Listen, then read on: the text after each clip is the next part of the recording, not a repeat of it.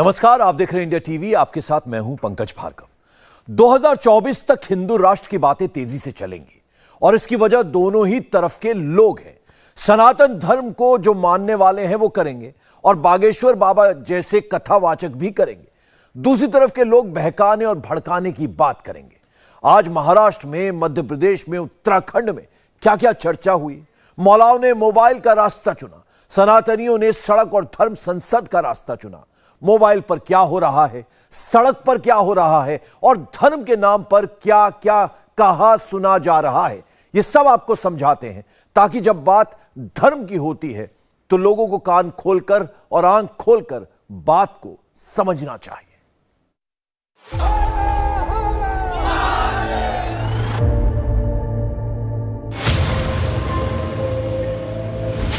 ये भीड़ ऐसे ही नहीं निकली है।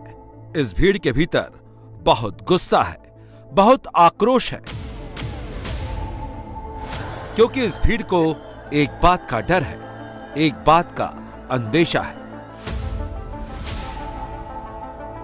हिंदू राष्ट्र बनेगा और बन के ही रहेगा। सनातन धर्म की रक्षा करनी हमारा फर्ज है हिंदुओं की। पूरा विश्व सनातन था। ये खंड जहां हम रहते, भारतवर्ष सनातन था। सनातन धर्म ही सर्वोपरि है और इसकी रक्षा के लिए हम हर कदम उठाएंगे। इसी बात का और इसी बात का जिक्र बार बार बाबा बागेश्वर भी करते हैं और पूरे सनातन को आगाह भी करते हैं। लव जिहाद, लैंड जिहाद, धर्मांतरण, हिंदू राष्ट्र, सनातन की रक्षा, इसीलिए निकली है यह भगवा भीड़। हर उम्र के लोग निकले हैं, युवा हैं, बुजुर्ग हैं, महिलाएं हैं, सबको इसी बात की चिंता है। लेकिन क्या वाकई में ऐसा है? सच्चाई यह है कि इस वक्त पूरे देश का सबसे बड़ा हॉट टॉपिक यही है, जिसके 3 हॉट स्पॉट हैं। मुंबई में यह मोर्चा निकाला गया, यहां बागेश्वर बाबा का वही पर्चा चला। हर एक चीज का हिंदू धर्म के पीछे ही क्यों पड़े? हिंदू धर्म नहीं बोलता इसलिए इसके पीछे पड़े। तो बागेश्वर धाम जो कर रहे हैं वो सही कर रहे हैं और वो भगवान की दुआ से हो रही है। जो लैंड जिहाद और जो हमारे हिंदू बहनों बेटियों के साथ में जो अन्याय कर रहे हैं, ये षड्यंत्र रच रहे हैं, उसके खिलाफ इनको हिंदुओं को आवाज उठानी चाहिए। जिस तरीके से हिंदू बहन बेटियों को बहला फुसला कर लव जिहाद के प्रकरण किए जा रहे हैं, जिस तरीके से उन्हें काटा जा रहा है, उस पर रोक लगनी चाहिए। लव जिहाद के लिए महाराष्ट्र सरकार को कानून बनाना चाहिए। बहन बेटियों की रक्षा के लिए समस्त हिंदू समाज आज यहाँ पर एकत्रित हुआ है। छतरपुर में बाबा अचानक से लौट आए। बाबा 13 फरवरी को कुछ बड़ा करने जा रहे हैं। सभी संतों को जुटा रहे हैं, सभी सनातनियों को जगा रहे हैं। हम 10 तारीख को प्रेस वार्ता करेंगे, तब बैठ करके चर्चा करेंगे।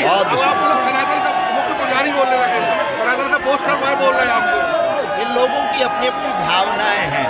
आपको भी लोग कुछ भी कह सकते हैं। हम सनातन के सेवक हैं, आप लोग कुछ भी बना सकते हैं। हम सनातन के सेवक हैं। बागेश्वर बालाजी के चरणों का प्रताप है। बस ध्येय और सिद्धांत सिर्फ सनातन और हिंदू राष्ट्र। पाकिस्तान वाले भी आपके मुरीद हो रहे हैं, पाकिस्तानी भी आपके मुरीद हो रहे हैं। क्या कहेंगे आप?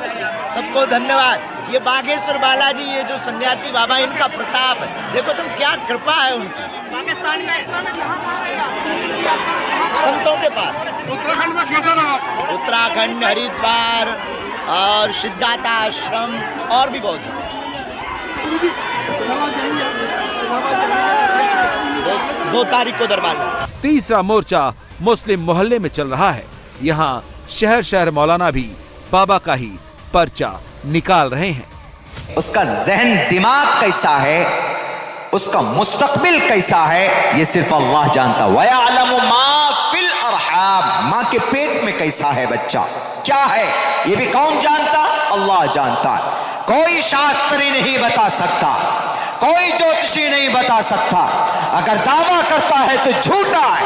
न बताए कोई अमेरिकन साइंटिस्ट, बताए मुझे कोई धीरेन शास्त्री जैसा पाखंडी हमारे बाबा कि नहीं इस बच्चे की तकदीर कैसी होगी, ये बच्चा क्या आगे चलकर प्राइम मिनिस्टर बनेगा, ये बच्चा आगे चलकर क्या देश का राष्ट्रपति बनेगा। कोई बता सकता? कोई नहीं बता सकता, कोई नहीं बता सकता। तीनों हॉट स्पॉट पर बागेश्वर वाले बाबा क्यों चल रहे हैं? बाबा बागेश्वर अचानक से कहां गायब हो गए? बाबा क्या करने वाले हैं? बाबा का सनातन को लेकर क्या बिग प्लान है? मुस्लिम मोहल्ले में बाबा को लेकर क्या चल रहा है? मुंबई में हिंदू जनाक्रोश रैली का अगला प्लान क्या है? ये सब बताएंगे, लेकिन पहले बाबा को सुनिए। बाबा का अगला प्लान भी इसी को लेकर है। बाबा का फोकस क्लियर है, सनातन को बचाना है, लव जिहाद को भगाना है। लेकिन ये होगा कैसे? बाबा उसी प्लान पर काम कर रहे हैं। हमें बाबा की 3 दिनों की पूरी टाइमलाइन पता चली है। 25 जनवरी को बाबा बागेश्वर ने मीडिया से कहा था वो प्रयागराज जा रहे हैं, लेकिन वो हरिद्वार में नजर आए, जहां उन्होंने बाबा रामदेव और आचार्य बालकृष्ण से मुलाकात की और 13 फरवरी से बागेश्वर धाम गाड़ा में शुरू होने वाली राम कथा और यज्ञ में शामिल होने का न्योता दिया। इसी राम कथा के दौरान 18 तारीख को 121 कन्याओं की शादी भी होनी है। 19 को यज्ञ की पूर्ण आहुति भी होगी। 13 फरवरी को छतरपुर में बाबा बागेश्वर का देश भर के संतों को बुलाने का मकसद कन्या विवाह तो है ही, इसके अलावा लव जिहाद और हिंदू राष्ट्र की बात कर अगर इस आयोजन में देश भर के संत आते हैं तो उनके सामने ताकत दिखाना भी है। यही वजह है कि मीडिया के सामने या जनता से मिलने के वक्त हर वक्त बाबा सनातन और हिंदू राष्ट्र की बात कर रहे हैं। खबर यह भी है कि उत्तराखंड से लखनऊ बाबा बागेश्वर योगी आदित्यनाथ से मिलने जाने वाले थे, लेकिन व्यवस्थाओं के कारण योगी आदित्यनाथ का समय नहीं मिला।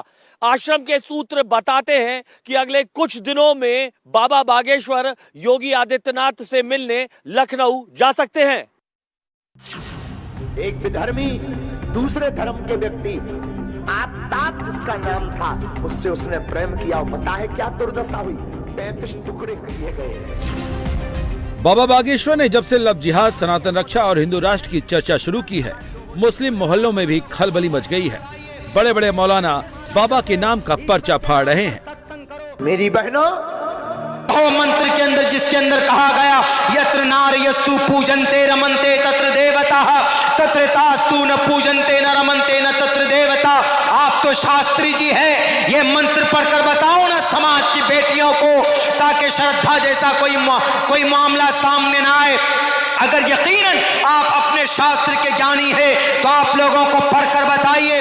अधे पश्यस्तिपो परी संतराम पाद कौहर माते कौशल पको, ताकि बेपर्दगी के अंदर पाबंदी लगे, किसी समाज की बेटी के सर से दुपट्टा ना कोई खिसकने पाए, किसी डॉक्टर प्रियंका रेड्डी की तरह किसी बेटी का रेप ना हो, और 31 दिसंबर की रात को जनाब को दिल्ली के अंदर उस बेटी की लाश को न घसीटा जाए।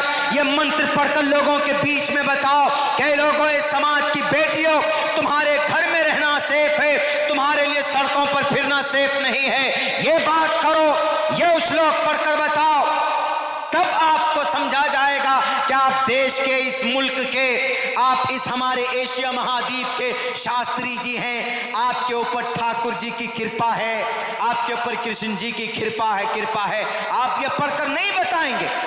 अगर है आपके अंदर दिल और आपका ज़मीर जिंदा तो बताओ इतना कि कोई परेशानी हो तो हनुमान चालीसा पढ़ो। जय हनुमान ज्ञान गुण सागर, जय कपीसते हो लोक उजागर। कोई काम अच्छा करते हो तो शुरू करो उससे, गायत्री मंत्र से, ओम भूर्भुवः स्वः तत्सवितुर्वरेण्यं भर्गो दिवस्य धीमहि धियो यो नः प्रचोदयात्, तो कुछ फायदा होगा। ये मंत्र पढ़कर बताओ। ये मंत्र तो आपको आते नहीं है, सिर्फ पर्चा बना लेते हो और कहते हो कि हमने चमत्कार कर दिया। ये मेरा चैलेंज है आपको। अगर आप यकीनन चमत्कारी बाबा है, बताइए मेरे कितने भाई बहन, बताइए मेरे अब्बा का क्या नाम, बताइए मेरी अम्मी का नाम, मेरी दादी का नाम बता दीजिए, बस मेरे दादा दादी का नाम बता दीजिए। मैं आपके मजहब को, मैं आपके सनातन धर्म को आपके हाथों पर बैठकर कबूल करने के लिए तैयार। बताइए आप। You are not able to explain my answer, my question, नहीं बता सकते आप। मौलाना सनातन ग्रंथों का हवाला दे रहे हैं। बाबा बागेश्वर को उन ग्रंथों पर अमल करने की सलाह भी दे रहे हैं। लेकिन हैरानी तब होती है जब मौलाना श्रद्धा का नाम तो लेते हैं, श्रद्धा को शिक्षा देने की बात तो कहते हैं, लेकिन आफ्ताब का जिक्र तक नहीं करते। और जब अब्दुल्ला सलीम जैसे मौलाना ऐसी बातें करते हैं तभी बाबा बागेश्वर सनातन और लव जिहाद का मुद्दा उठाते हैं। तुम कहो नहीं, हमको तो बैल जिसका सवारी हो वो चाहिए, भोले बाबा को मानो। लेकिन तुम लोग कुछ कलमोहे ऐसे भी हैं जो चादर चढ़ाने जाते हैं। ऐसे कलमोहों को कहेंगे नक कटाए आगी के लगे। हम किसी धर्म के विरोधी नहीं है, पर अपने धर्म के कट्टर है, ये हमारा सौभाग्य है। कई जनों को मिर्ची लग रही है, हमने बुलडोजर कह दिया। बोले बागेश्वर वाले बुलडोजर खरीद रहे, आगी लग रही। किसी ने तो मांग की कि इस बाबा को बंद करो। अब उन्हें पता ही नहीं कि हम बाबा हैं ही नहीं, हम तो ढाबा हैं। ईश्वर को प्राप्त करना चाहते हो तो ईश्वर के नाम का माला जपो, ईश्वर के नाम पर सत्संग करो। के हेतु ब्रह्मतास्ति सत्संग तीर्थान विचारतोषा। प्रश्नोत्तरीय किताब, जिस किताब का यह मंत्र है उसमें कहा गया ईश्वर को हासिल करना चाहते हो तो ईश्वर के नाम का वर्णन करो, जिक्र करो। ये अजान और मस्जिद और हनुमान चालीसा करके ईश्वर नाराज होता है तुम्हारा। ईश्वर को राजी करना है तो ईश्वर का नाम का तज़किरा करो, लेकिन सिर्फ मुसलमानों को तकलीफ देकर अगर तुम ईश्वर को राजी करना चाहते हो तो नहीं कर सकते। जिस तरह से लव जिहाद और धर्मांतरण के मुद्दे अचानक से सामने आए हैं, उसके बाद ही हिंदू सनातन को लेकर अग्रेसिव बयान आने शुरू हुए हैं, जिसकी एक बड़ी तस्वीर महाराष्ट्र में भी हिंदू जनाक्रोश मोर्चे के रूप में सामने आई। कोई पार्टी का लेवल नहीं है और हिंदुत्व के बात में आज सब लोग जो जमा हो गए हैं, तो क्या है कि आज महाराष्ट्र में बहुत से अन्याय हो रहा है। उस अन्याय के ऊपर कुछ न कुछ तो सरकार ध्यान नहीं दे रही है, इसके लिए मोर्चा कर रहे हैं। और भी लोग हैं। आप लोग कहाँ से आए? हम लोग टिटवाला से आए हैं। तो क्या कुछ कहेंगे? हिंदू अब इजी टारगेट हो गए हैं क्या? हिंदू अभी जाग गया है और लव जिहाद, गो हत्या, धर्मांतर ये पूरा बंद होएगा। योगी आदित्य ने कहा है कि सनातन धर्म राष्ट्र धर्म है, उसको लेकर क्या? यहाँ पे ये हिंदुस्तान है, ये हिंदुओं का स्थान है, ये हिंदू राष्ट्र होकर रहेगा। हिंदू राष्ट्र घोषित होना चाहिए। इस भगवा भीड़ का ना तो चेहरा है और ना ही कोई नेता। इनकी पहचान है तो सिर्फ भगवा ध्वज। पिछले 2 महीने में महाराष्ट्र में 1-2 नहीं बल्कि 35 से ज्यादा हिंदू जनाक्रोश मोर्चे निकल चुके हैं। कामगार मैदान पहुंच चुका है। हजारों की संख्या में यहाँ पर हिंदू जन जागृति सहित अन्य जो हिंदू संगठन जिन्होंने इस मोर्चा का आयोजन किया है, उनके कार्यकर्ताओं से पूरा मैदान जो है वो भर चुका है। सभी जो है तमाम लोग जय श्री राम के नारे लगा रहे हैं। मुंबई में इस तरह का मोर्चा पिछले कई वर्षों बाद देखा गया है, जहाँ पर ये तमाम अलग अलग इलाकों में रहने वाले लोग जाति के बंधन को तोड़कर, भाषा के बंधन को तोड़कर, भगवा ध्वज को अपना एक छत्र मानकर यहाँ पर इकट्ठा हुए हैं। मंच पर सिर्फ और सिर्फ भारतीय जनता पार्टी के नेता राजा सिंह को इजाजत दी गई है। इसके अलावा जो अन्य बड़े बीजेपी के नेता हैं उन्हें बगल में बैठने के लिए कहा गया है। जय श्री राम के नारों से ये जो पूरा मैदान है वो गूंज उठ रहा है। जिस जगह यह मोर्चा हो रहा है, जिस जगह अब इस जनसभा को संबोधित किया जाएगा, ये शिवसेना उद्धव ठाकरे का गढ़ माना जाता है। लेकिन ठाकरे को उन्हीं के गढ़ में ठेस पहुंचाने के लिए आज विशाल शक्ति प्रदर्शन यहाँ पर हिंदू संगठनों द्वारा किया जा रहा है। यह बात सिर्फ लव जिहाद, धर्मांतरण और हिंदू राष्ट्र जैसे मुद्दों की नहीं है। जिस तरह से ये भीड़ मुंबई में निकली है वो महाराष्ट्र की आने वाली सियासत में भी बड़े बदलाव के संकेत दे रही है। जिस तरीके से हिंदुओं को मुंबई से पलायन किया जा रहा है, लव जिहाद जैसे चीज़ों के वजह से हमारे बहनों के खिलाफ एक षड्यंत्र रचा जा रहा है, जिसके वजह से हिंदुओं की लोक संख्या कम करो। जो कोई जिहादी सोच के लोग हमारे मुंबई में रहते हैं, जो रोहिंग्या और जो बांग्लादेशी लोग रहते हैं, उनका ये उद्देश्य ही है कि मुंबई से हिंदुओं को बाहर निकाले। तो उस सब के खिलाफ आज ये हिंदुओं का मोर्चा निकला है। ये मोर्चे से हमको संदेश देना है, इशारा देना है कि वापस अगर कोई भी हमारे हिंदुओं के खिलाफ कुछ भी करने की कोशिश करेगा, हमारे बहनों के खिलाफ लव जिहाद जैसे कुछ भी चीजें करेगा, तो सारे के सारे हिंदू एक साथ में आके उसके खिलाफ लड़ेंगे। लेकिन विपक्ष का कहना है कि बीएमसी चुनाव को देखते हुए बीजेपी इसको धार्मिक रंग दे रही है। ऐसा है ना कि भगवा या हिंदुओं को बाहर आने के लिए कोई भी चुनाव की जरूरत नहीं है। आज जो भी विपक्ष के लोग हैं, जब वो सत्ते में थे, जब पावर में थे, तभी हिंदुओं को परेशान करने का काम, हिंदुओं के खिलाफ जो कोई षड्यंत्र रचा जा रहा है, ये बांग्लादेशी, रोहिंग्या और ये सारे जो जिहादी सोच के जो लोग हैं, इनको यहाँ बसाने का काम, घर देने का काम, आधार कार्ड मिलके देने का काम, ये सब लोगों ने किया है। उसमें असलम शेख है, नवाब मलिक है, उद्धव ठाकरे की सरकार के वक्त ये सबसे ज़्यादा चीज़ें हुई है। इसलिए उनको परेशानी होगी।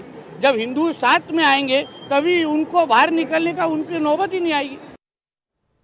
और उधर आज राहुल गांधी ने श्रीनगर के लाल चौक पर तिरंगा फहराया, तो इससे सबसे ज्यादा खुशी बीजेपी को हुई। बीजेपी ने पूछा कि आज अगर राहुल गांधी ऐसा कर पाए तो किस वजह से मुमकिन हुआ। पिछले 8 साल में ऐसा क्या बदलाव आया कि जिस कांग्रेस की सरकार ने आज से 12 साल पहले बीजेपी को लाल चौक पर तिरंगा फहराने से रोकने की कोशिश की थी, उसी के नेता आज लाल चौक पर पूरे इत्मीनान से राष्ट्रीय ध्वज फहरा सके।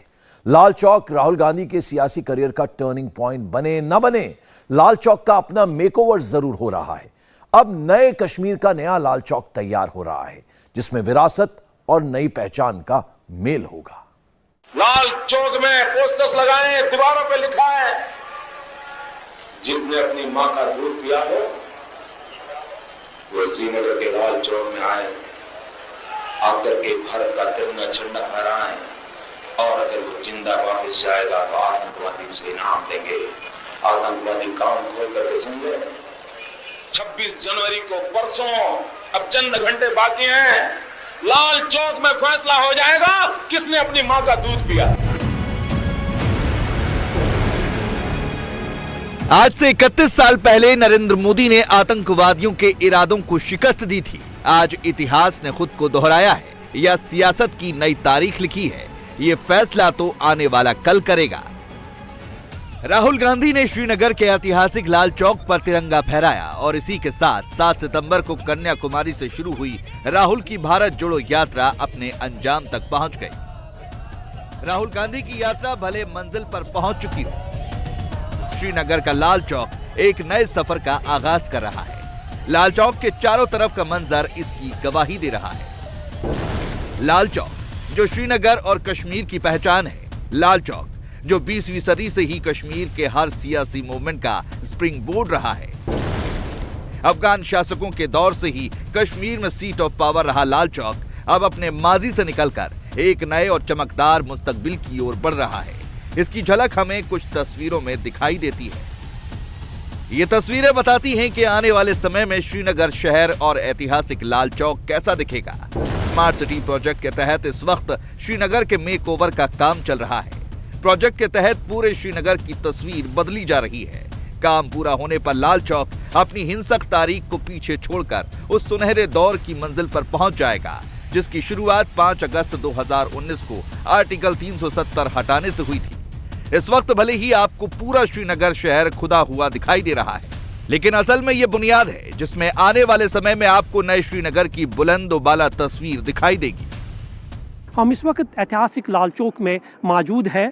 सबसे पहले हम आपको लाल चौक की तस्वीर दिखाएंगे। ये तस्वीर आप देख सकते हैं, ये लाल चौक है और बीच में क्लॉक टावर है जो ऐतिहासिक क्लॉक टावर माना जाता है, और दोनों साइड में लाल चौक के एक बहुत बड़ा मार्केट है, वेस्ट मार्केट है, क्योंकि ये सेंटर है कश्मीर का, श्रीनगर का, जहाँ पर लोग जो है हज़ारों की तादाद में आ जाते हैं। और यहाँ से जो है एक बिज़नेस का बहुत बड़ा जो है हब माना जाता है। एक बहुत बड़ी मार्केट लाल चौक से शुरू होती है जो रेजिडेंसी रोड, पोलो वेव तक जाती है। ये मार्केट जो आप देख रहे हैं, इस मार्केट को और ज़्यादा खूबसूरत बनाने के लिए स्मार्ट सिटी के तहत जो है काम जारी है। स्मार्ट सिटी मिशन के तहत श्रीनगर की residency road, MA road, Jhelum river front और पोलो व्यू, रीगल, जहांगीर चौक और चुंथी कुल चौराहों का कायाकल्प किया जा रहा है। शहर में जहां तहां गड़े खंबे हटाकर सड़कें चौड़ी की जा रही हैं। पावर ट्रांसमिशन, टेलीफोन और केबल लाइनें अंडरग्राउंड की जा रही हैं। पुराने और नए शहर में सीवेज पाइपलाइनें डाली जा रही हैं। इसके अलावा चौराहों को नए सिरे से डिजाइन किया जा रहा है। बेतरतीब सड़कों को एक तरह का बनाया जा रहा है। पार्किंग और पैदल चलने के रास्तों को भी सुधारा जा रहा है। जानकार बताते हैं कि किसी जमाने में लाल चौक एक खुला मैदान हुआ करता था। वहां से डल झील का नजारा देखा जा सकता था। लाल चौक से एक सड़क झेलम नदी पर बने पुल की तरफ जाती थी। अब इस रोड को भी नए सिरे से बनाया जा रहा है। ठेकेदार शब्बीर अहमद बताते हैं कि ठंड के बाद भी लाल चौक के रीडेवलपमेंट का काम रुका नहीं। अब कोहरा छटा है तो काम में और भी तेजी आएगी। ये हमें करना है स्मार्ट सिटी के तहत, ये हमें करना है जीरो ब्रिज टू लाल मंडी तक। ये हमें इतना मिला एक ही साइड से या दोनों साइड से करना? दोनों साइड से। तो अभी तक कितना काम मुकम्मल हुआ है और कब तक पूरा काम जो है कंप्लीट हो जाएगा? अभी तो हम डिसमेंटल कर रहे हैं, अब काम लगेगा इसको, क्योंकि अब कोहरा भी टूट गया। अब तो काम हो जाएगा स्टार्ट, फुटपाथ बनेगा इसका और मार्च अप्रैल में इसको मैगडम करना पड़ेगा। कश्मीर घाटी को उसके चिनार और देवदार के पेड़ों की कतारों के लिए भी जाना जाता है। श्रीनगर के लाल चौक के पास ऐसी कई सड़कें हैं जहां चिनार के दरख्त लगे हुए हैं। चिनार के इन दरख्तों को बचाते हुए पेवमेंट्स और सड़कों को सुधारने का काम चल रहा है, जिससे श्रीनगर के हेरिटेज को बचाए रखते हुए उसे नया लुक दिया जाए। हम इस वक्त श्रीनगर के सबसे पॉश मार्केट पोलोवेव में मौजूद है। पोलोवेव सबसे बड़ा मार्केट यहाँ का माना जाता है और आप देख सकते हैं पिछले 1 साल से यहाँ पर स्मार्ट सिटी के तहत जो है काम चल रहा है। ये तस्वीरें आप इस मार्केट की देख सकते हैं। ये मार्केट जो है अपने आप में अपनी खूबसूरती बयान कर रहा है। इस मार्केट के दोनों तरफ अगर आप नज़र दौड़ाएंगे तो आपको बीच में चिनार के पेड़ जो है यहाँ पर दिखाई देंगे, जो कश्मीर की एक पहचान मानी जाती है। और इन चिनार के पेड़ों के बीच जो है इसकी खूबसूरती को निखारने के लिए एक अलग डिजाइन जो है यहाँ पर बनाया जा रहा है। कश्मीर में इस वक्त भयंकर ठंड पड़ रही है। पहाड़ी इलाकों में एवलांच की वार्निंग दी गई है, लेकिन श्रीनगर को नया बनाने का काम लगातार जारी है। मजदूर बिना रुके बिना थके काम कर रहे हैं, जिससे श्रीनगर के रीडेवलपमेंट का काम जल्दी से जल्दी पूरा हो सके और लोग नए और खूबसूरत श्रीनगर के दीदार के लिए आ सके। स्मार्ट सिटी के तहत ये काम हो रहा है सर। मुझे आज पिछला रोड भी हमने कंप्लीट किया। पिछले फरवरी से हम यहाँ काम कर रहे हैं। अभी 1 साल नज़दीक आ गया सर हमें यहाँ। अभी 2 महीना और लगेगा सर इसमें। जैसा ये बाहर का डिज़ाइन यहाँ लाया उस तरीके से बहुत खूबसूरत दिखेगा सर इसमें। और अभी ऊपर जो साइड इसका नया डिज़ाइन बनेगा, जो सर ये इसका नया डिज़ाइन बनेगा, जो सर ये चिनार बन रहा है इसका नया डिज़ाइन बनेगा सर। इसमें अभी मार्बल भी लगाना है सर, वो मार्बल पैडिंग है ये इसमें लगाना है सर। अभी लाल चौक के अलावा झेलम रिवर फ्रंट के मेकओवर का काम भी जोर शोर से चल रहा है। झेलम के किनारे खड़े देवदार के दरख्तों के बीच से गुजरता पैदल रास्ता, झेलम के साथ साथ चलने वाली सड़क, सब कुछ बदल रहा है और बहुत जल्द श्रीनगर का यह हिस्सा अपनी नई ब्यूटी के साथ सैलानियों का स्वागत करेगा। सभी प्रोजेक्ट्स जो हैं उन पे काम चालू है, चल रहा है और हम लोगों ने कोशिश की है कि जो है विंटर के मद्देनज़र भी किसी भी तरीके से काम के पेस को कम नहीं करें।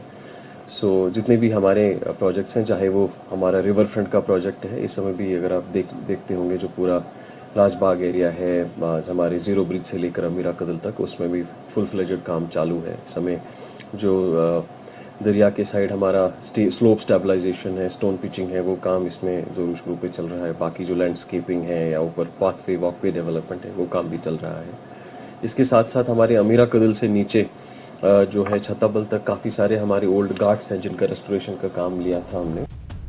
स्मार्ट सिटी प्रोजेक्ट के तहत चल रहा ये काम जब पूरा होगा तो सड़कें चौड़ी, चौराहे बदले हुए, फुटपाथ आसान, सड़क के दोनों ओर की हेरिटेज इमारतें दर्शनीय, लाल चौक एक नई रौनक के साथ दिखेगा तो झेलम के तट पर टहलने का अनुभव भी बिल्कुल नया होगा। वैसे इस मौके पर लाल चौक की तारीख पर भी एक नजर डालने की जरूरत है। आज राहुल गांधी ने सुरक्षा बलों की मौजूदगी में बड़ी आसानी से लाल चौक पर तिरंगा फहराया। इस मौके पर प्रियंका भी मौजूद थी और कांग्रेस के देश भर से आए तमाम नेता भी। राहुल गांधी ने आज श्रीनगर में लाल चौक पे तिरंगा लहराया है, अच्छी बात है। लेकिन राहुल गांधी, मैं आपसे एक बात जरूर पूछना चाहूंगा कि आप इतनी शांति से तिरंगा लहरा पाए, हुआ कैसे? ये इसलिए हुआ कि नरेंद्र मोदी जी की सरकार ने हिम्मत दिखाई, धारा 370 समाप्त हुई। इसी कारण आतंकवादी शांत हैं, जो गड़बड़ करते हैं उनके खिलाफ सख्ती से कार्रवाई होती है। आज कश्मीर में आतंकवाद के प्रभावित गांव में भी तिरंगा लहरा रहा है। जिन लोगों का वो सम्मान करते हैं सेना का। अभी ज्यादा पुरानी बात नहीं, 2011 में जब राहुल गांधी की पार्टी का राज था तो भारतीय जनता युवा मोर्चा को अपनी एकता यात्रा श्रीनगर तक ले जाने की मंजूरी नहीं मिली थी। लाल चौक पर तिरंगा फहराने जा रहे बीजेपी के अरुण जेटली और सुषमा स्वराज जैसे दिग्गज नेताओं को जम्मू कश्मीर में घुसते ही गिरफ्तार कर लिया गया था। यानी यूपीए सरकार और जम्मू कश्मीर की हुकूमत ने बीजेपी कार्यकर्ताओं को लाल चौक पर तिरंगा फहराने से रोकने के लिए पूरी ताकत लगा दी थी। इससे भी 19 साल पहले और आज से 31 बरस पहले मौजूदा प्रधानमंत्री नरेंद्र मोदी ने बीजेपी के सीनियर लीडर मुरली मनोहर जोशी के साथ मिलकर इतिहास रचा था। वो साल था 1992 का। आतंकवादियों ने धमकी दी थी कि अगर किसी ने श्रीनगर के लाल चौक पर भारत का नेशनल फ्लैग फहराया तो वो जिंदा लौट कर नहीं जा पाएगा। नरेंद्र मोदी ने आतंकवादियों की इस चुनौती को स्वीकार किया था। लाल चौक में पोस्टर्स लगाए, दीवारों पे लिखा है, जिसने अपनी मां का दूध पिया हो वो श्रीनगर के लाल चौक में आए, आकर के भारत का तिरंगा झंडा फहराए, और अगर वो जिंदा वापस जाएगा तो आतंकवादी उसे इनाम देंगे। आतंकवादी काम खोल करके सुन ले। 26 जनवरी को परसों, अब चंद घंटे बाकी हैं, लाल चौक में फैसला हो जाएगा किसने अपनी मां का दूध पिया। आतंकवादियों को मुंहतोड़ जवाब देते हुए नरेंद्र मोदी ने मुरली मनोहर जोशी के साथ ऐतिहासिक लाल चौक पर भारत का राष्ट्रीय ध्वज फहराया था। मोदी के तिरंगा फहराने से आतंकवादी इस कदर तिलमिला गए थे कि उन्होंने पूरे कश्मीर में आतंकवादी हमले तेज कर दिए थे। सुरक्षा बलों पर आतंकवादियों ने एक बड़ा हमला 1993 में लाल चौक पर भी किया था। 1990 के दशक में नरेंद्र मोदी और मुरली मनोहर जोशी ने जब लाल चौक पर झंडा फहराया था तो उसके बाद कश्मीर में मिलिटेंटों ने बड़ा अभियान छेड़ने का ऐलान किया। शुरुआत लाल चौक से की। 1993 में लाल चौक में आगजनी हुई, हिंसा भड़की, मिलिटेंटों और सिक्योरिटी फोर्सेस के टकराव में 100 से ज्यादा लोग मारे गए थे। लाल चौक पर तिरंगा फहराना अगर भारत गणराज्य का प्रतीक था तो कश्मीरी मिलिटेंट भी इससे अपना सिंबल बनाना चाहते थे। लाल चौक कश्मीर का सिंबल है। इसके इर्द गिर्द सिर्फ चंद इमारतें नहीं, कश्मीर की पिछली एक सदी की तारीख आबाद है। 1974 में जब इंदिरा गांधी के साथ समझौते के बाद शेख अब्दुल्ला दोबारा कश्मीर की सत्ता में लौटे तो उन्होंने लाल चौक से ही पाकिस्तान को ललकारा था। आज वो दुहाई देते हैं दुनिया को कि रेजोल्यूशनों की खिलाफ वर्जी हो रही है। आज वो यूनाइटेड नेशंस को भेजता है अपनी चिट्ठियां कि अब्दुल्ला और इंदिरा रेजोल्यूशनों की खिलाफ वर्जी कर रहे हैं। किन रेजोल्यूशनों का नाम लेते हैं? क्या वही रेजोल्यूशन जिनको कल ही उसने रद्दी कागज के टुकड़ों से पुकारा? मैं पूछना चाहता हूं, जो 15 लाख कश्मीरी तुम्हारे दस्ते इख्तियार में हैं, आपने उनको हक शुजाइयत दे दिया? क्या आपने उनको ये आजादी दी कि अपनी किस्मत जिस तरह चाहे बनाए? श्रीनगर का लाल चौक हमेशा से पॉलिटिक्स और पावर का सेंटर रहा है। फिर चाहे अफगानियों का दौर रहा हो, सिखों का राज रहा हो या फिर डोगरा शासन का। कभी रियासत की हुकूमत यहाँ से बस कुछ दूर शेरगढ़ी पैलेस से चलती थी और जब कम्युनिस्ट क्रांतिकारियों ने डोगरा राज के खिलाफ मुहिम शुरू की तो उन्होंने इसी चौक से अपने अभियान का आगाज किया था। वो 20वीं सदी के 30 का दशक था जब मॉस्को के रेड स्क्वायर के नाम पर इसे लाल चौक का नाम दिया गया। श्रीनगर का लाल चौक महज एक चौराहा नहीं, ये कश्मीर की तारीख में मील का पत्थर है। तमाम ऐतिहासिक घटनाओं का गवाह है। इसकी अपनी भी एक तारीख है। लाल चौक को उसका ये नाम रूस में कम्युनिस्ट क्रांति के बाद मिला था। डोगरा महाराजा के खिलाफ आंदोलन कर रहे कम्युनिस्टों ने मॉस्को के रेड स्क्वायर की तर्ज पर श्रीनगर के इस चौराहे को लाल चौक का नाम दिया था। 1980 में इस चौराहे पर घंटा घर की मीनार बनाई गई जिसमें बजाज इलेक्ट्रिकल्स की तरफ से घड़ियां लगाई गईं। 1948 में जब भारत की सेना ने पाकिस्तानी फौज और कबायलियों को शिकस्त दी तो पंडित जवाहरलाल नेहरू कश्मीर आए थे। लाल चौक पर मेज पर खड़े होकर भाषण देते पंडित नेहरू की यह तस्वीर कश्मीर की तारीख में मील का पत्थर मानी जाती है। 1948 में कश्मीर में सीज फायर के बाद पंडित नेहरू ने लाल चौक पर भारत का तिरंगा फहराया और एक तकरीर दी। इसे कश्मीर के इतिहास के सबसे मशहूर भाषणों में से एक माना जाता है। आज जब राहुल गांधी ने लाल चौक पर तिरंगा फहराया तो मानो समय ने 3/4 सदी लंबा एक चक्र पूरा कर लिया। ओडिशा के स्वास्थ्य मंत्री को एक एसआई ने गोली मार दी। अस्पताल में इलाज के दौरान स्वास्थ्य मंत्री की मौत हो गई। मौत की खबर से ओडिशा सरकार सकते में है, परिवार सदमे में है। एसआई से पूछताछ हो रही है। सवाल यह है कि आखिर ओडिशा पुलिस के एक एसआई ने स्वास्थ्य मंत्री को गोली क्यों मारी? क्या है इसके पीछे की असली वजह? बड़ा सवाल है, हेल्थ मिनिस्टर की सुरक्षा में लापरवाही का जिम्मेदार कौन है?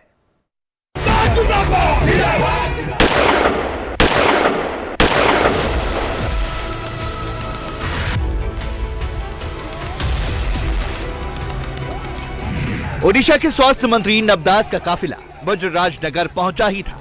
वो गाड़ी से उतर रहे थे। लोग फूल मालाओं से उनका स्वागत कर रहे थे। इतने में उन पर अटैक हो गया। 5 राउंड फायरिंग हुई। नारेबाजी में गोली चलने की आवाज दब गई। नबदास गोली लगने के बाद कार की सीट पर बैठ गए। मंत्री नबदास को गोली बहुत ही क्लोज डिस्टेंस से मारी गई। लोगों ने देखा कि मंत्री जी के सीने से खून निकल रहा है। गोली चलाने वाला शख्स भागने लगा। उसने हवाई फायरिंग भी की, लेकिन बीजू जनता दल के कार्यकर्ताओं और वहां पर जुटी भीड़ ने उसे पकड़ लिया। जब लोगों ने गोली चलाने वाले शख्स को दबोच लिया, तब पता चला कि वो पुलिस का जवान है। मंत्री नबदास पर जिसने गोली चलाई वो पुलिस में एएसआई पद पर तैनात है। उसका नाम गोपाल दास है। बताया जा रहा है कि शनिवार को ही एएसआई गोपाल दास को सर्विस रिवॉल्वर इशू किया गया था।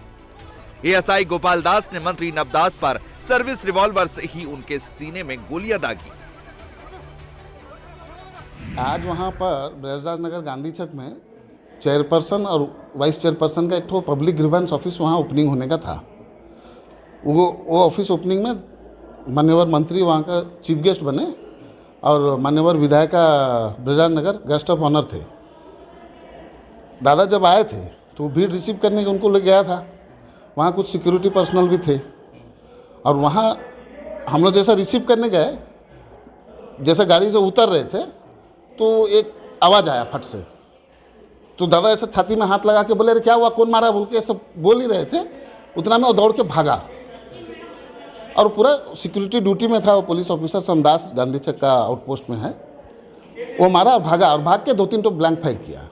हम लोग क्या सोचे कि कोई जो मारा है उसके लिए काउंटर कर रहा है बोल के, लेकिन बाद में देखें कि वही मारा और छाती में गोली लग गया है। बहुत क्लोज डिस्टेंस से मारा है। भीड़ ने एएसआई गोपाल दास को पकड़कर पुलिस के हवाले कर दिया। पुलिस आरोपी एएसआई गोपाल दास से पूछताछ कर रही है। स्वास्थ्य मंत्री नबदास को गोली काफी करीब से मारी गई थी। गोली सीधे सीने में लगी है। मंत्री नबदास को एयरलिफ्ट करके भुवनेश्वर ले जाया गया, जहां पहले से ही ग्रीन कॉरिडोर तैयार था। मंत्री नबदास को अपोलो अस्पताल में भर्ती कराया गया। ओडिशा के मुख्यमंत्री नवीन पटनायक ने स्वास्थ्य मंत्री पर हुए हमले की निंदा की। मुख्यमंत्री नवीन पटनायक खुद भुवनेश्वर के अपोलो अस्पताल पहुंचे। वहां जाकर डॉक्टर से मंत्री नबदास के बारे में जानकारी ली, लेकिन इस दौरान मंत्री नबदास की मौत हो गई। मामले की गंभीरता को देखते हुए सीएम नवीन पटनायक ने क्राइम ब्रांच को जांच करने का निर्देश दिया है। घटनास्थल पर जाकर बड़े अधिकारियों ने जायजा लिया। मंत्री नबदास को क्षेत्र में प्रभावशाली नेता माना जाता है। नबदास किशोर ओडिशा की झारसुगुड़ा सीट से 3 बार के विधायक थे। 2009 और 2014 में कांग्रेस से विधायक थे। 2019 में बीजू जनता दल से विधायक रहे और स्वास्थ्य मंत्री रहे। इंडिया टीवी हर वक्त हर जगह डाउनलोड करने के लिए सर्च करें India TV news Google play store या ऐप स्टोर पर।